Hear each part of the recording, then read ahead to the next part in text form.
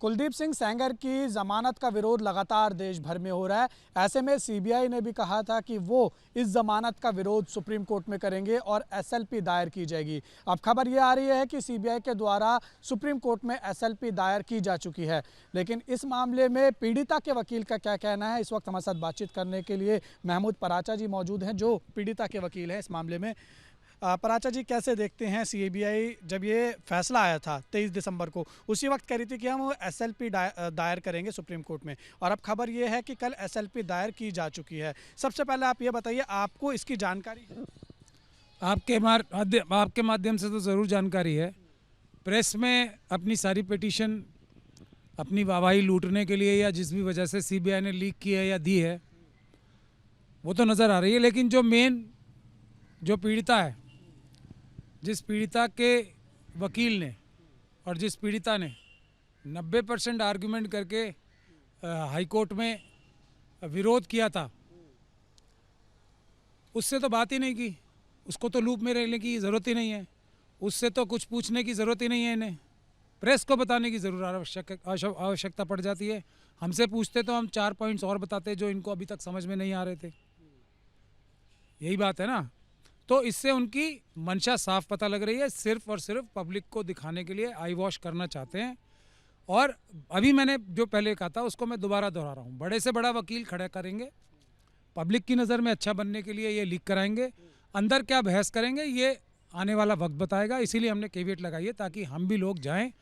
अभी तक इन्होंने सुप्रीम कोर्ट में चीफ जस्टिस साहब के सामने मेंशन भी नहीं किया है।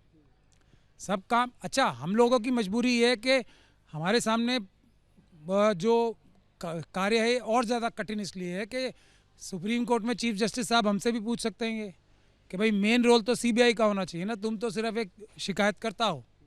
तो हम तो एक एक कदम फूंक के ही रखेंगे। सीबीआई को कौन रोक रहा है कि 29 तारीख को जो चीफ जस्टिस साहब ने ऑलरेडी बोल रखा है कि हम अगर कोई अर्जेंट मैटर होगा तो 29 तारीख को भी स्पेशल बेंच बना देंगे। तो सीबीआई की ये जिम्मेदारी नहीं बनती थी? वो मेन पार्टी हैं इसमें, जाके कम से कम मेंशन ही करते थे। अब तक तो मुझे पता नहीं लगा है, जहाँ तक मेरी जानकारी है अभी तक शायद उनकी ऑब्जेक्शंस भी क्लियर नहीं हुई हैं। तो उनकी मंशा साफ नहीं है ना, ऑब्जेक्शन भी क्लियर नहीं करा रहे। जब आप लोग तो पीड़िता के वकील है, पीड़िता के साथ है, शिकायतकर्ता आप लोग हैं, तो सीबीआई आप तक ये जानकारी क्यों नहीं दे रही? जैसा आप कह रहे हैं कि आपके पास नहीं है, हमसे ही तो छुपाना है। क्यों? आज हम जा रहे हैं ना 1 बजे इन्हीं के आईओ की शिकायत करने, डायरेक्टर साहब से मिलके कि ये कोर्ट की ऑब्जर्वेशन है, अपने आईओ के साहब के खिलाफ कम से कम एफआईआर दर्ज करो, ताकि जो पटरी से उतरी हुई है गाड़ी, जो उल्टी दिशा में सारी चीज़ें गई हैं, वो कम से कम एक स्टेप तो ठीक हो। ज़मीन से ही शुरुआत होगी ना। सारी गंदगी जो विभत्सपना सीबीआई ने किया उसको ठीक करने का, तो उनसे उनकी मंशा आज पता लग जाएगी। हम लोग जा रहे हैं 1 बजे, आज पीड़िता जाएगी। मैं तो इसलिए साथ जाऊंगा कि उसकी मतलब अगर कोई टेक्निकल सवाल पूछना चाहें सीबीआई के डायरेक्टर साहब तो उनको जवाब दे सकूं। मैं भी जाऊंगा आज वहाँ पे उसके साथ 1 बजे सीबीआई के हेडक्वार्टर जाएंगे। हम देख लेते हैं उनकी क्या मंशा क्या है, साफ पता लग जाएगा आज ही, अगर वो एफआईआर तुरंत दर्ज करते हैं। क्योंकि ये तो कोर्ट ने ही फाइंडिंग दी है ना कि उसने कॉग्निजेबल अपराध किए हैं।